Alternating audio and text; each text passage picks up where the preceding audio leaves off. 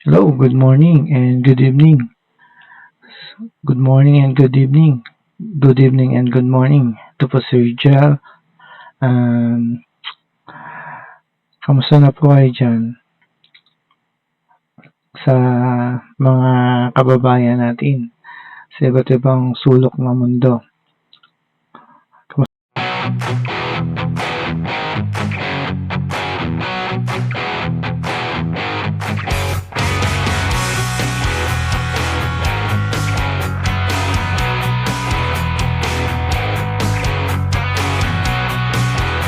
Kamusta na po kayo dyan? Mga OFW natin, kamusta na po kayo dyan? Ayos pa po ba kayo dyan? Sa Luzon, Visayas at Mindanao ng ating bansa. Kamusta po kayo? Ito po si Rijal Podcast. Meron po akong na-post na isang video sa aking channel. Bago po ang lahat, bago lang po ako dito sa channel ko. Sana po supportahan niyo po ako. Please subscribe po. Thank you po.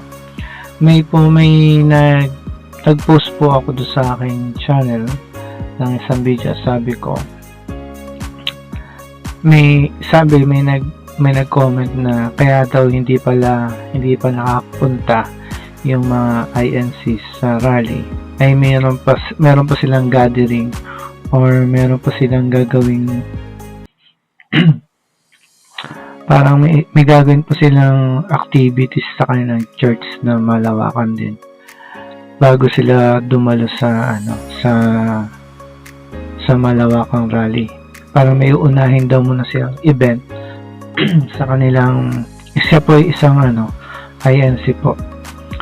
At siya po ay nagsabi na may uunahin daw yata lang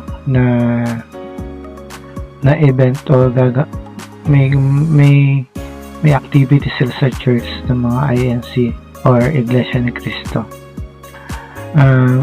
At kaya hindi daw po sila agad nakakapunta.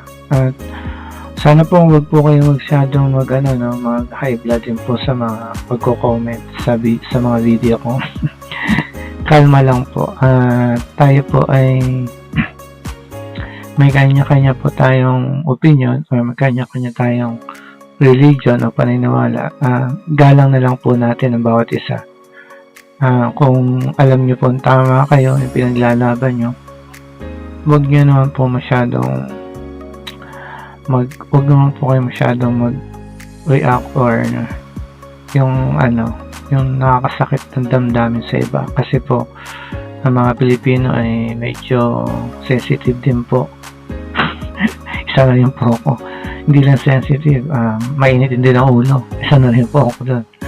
Kaya, lang po tayo, yung kalma lang po sa comment. Sana nga ay matuloy. Ako po ay hindi po Iglesia ni Cristo. Ako po ay born again. Pero nirespeto ko po yung kanilang mga religion. Tulad po ng Muslim, INC, Katoliko, nirespeto ko po yun. Kaya, ang maganda po natin gawin ay kahit anong different religion natin, tayo po ay magsama-sama at magkaisa po para sa ating bansa. Kasi kung titingnan nyo po or kung panonoorin nyo po yung mga balita ngayon, puro bad news na po, Kung noong una po, walang good news, laging bad news. Ngayon po, wala na pong good news. Wala na pong good news ngayon sa ating bansa. Yung balita, puro bad news. Dati po, meron pang 10% o 5% na good news. Ngayon po, wala na po 100% bad news na Kaya po, yun. Sana po ay magkaisa po tayo, sumama po tayo sa rally ng INC kahit po iba't ibang religion po tayo para masuportahan po natin yung ating pinaglalaban. Hindi lang po si Sara Duterte po sinusuportahan natin, kundi yung ating pinaglalaban. Yung pinaglalaban natin yung magandang gobyerno, magandang pamamalakad sa gobyerno. Lalo na po yung ating mga benepisyo sa mga benefits natin sa gobyerno sana ay hindi mabulsa no po. Kasi po balita ko maraming crocodile dyan sa House of Senate at saka sa gobyerno. Kaya chap na nila yung mga budgeting ng mga budget ng ating bansa.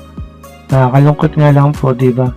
Nakakalungkot lang po isipin na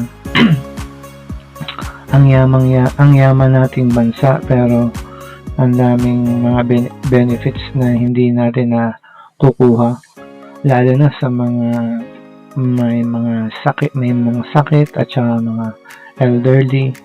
Dapat po na avail po natin yung mga benefits na yan, lalo sa PhilHealth po po. Kaya ngayon po parang nakakatakot na po magkasakit. Mahirap talaga po pag magkasakit ka tapos wala kang gaano magandang trabaho, umaasa ka lang sa mga benepisyo ng gobyerno. Napakahirap po yun, di ba? Kaya po sana mabago na yung ating sistema ng pamahalaan. Sana magkaisa po tayo lahat. Ito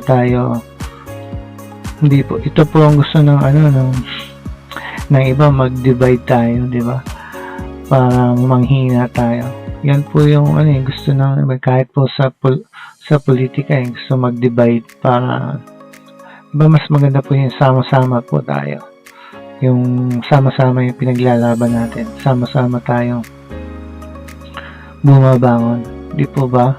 Masaya po yung ganun. Tsaka maganda. Yan po. Sana po ay magkaisa po tayo at wag po tayong maghiwalay.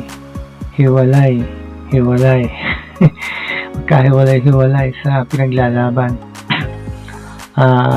Sana po ay walang marahas na kaganapan pag dumating po yung malawakang rally. Maganda naman po sana yung pinaglalaban natin kung sama-sama po tayo.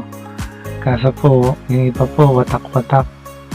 Yung init ng ulo po yung pinapairal Minsan hindi na makatao or hindi na makatao yung pinaglalaban.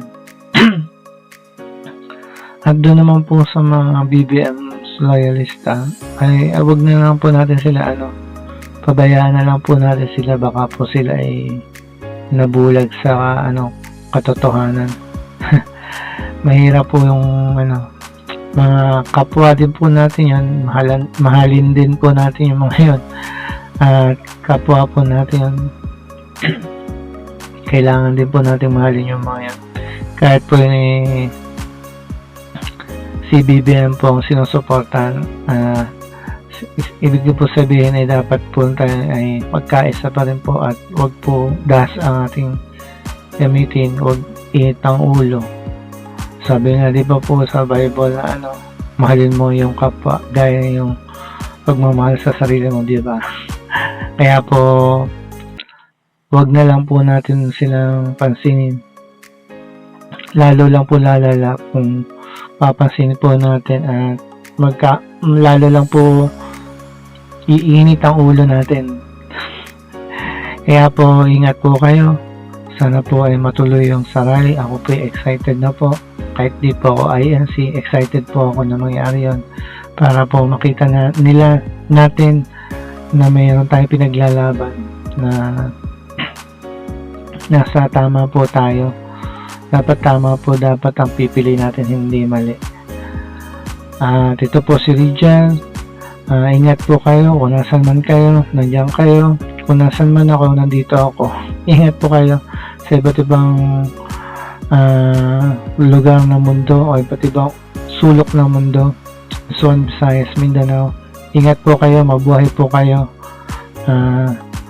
God bless po.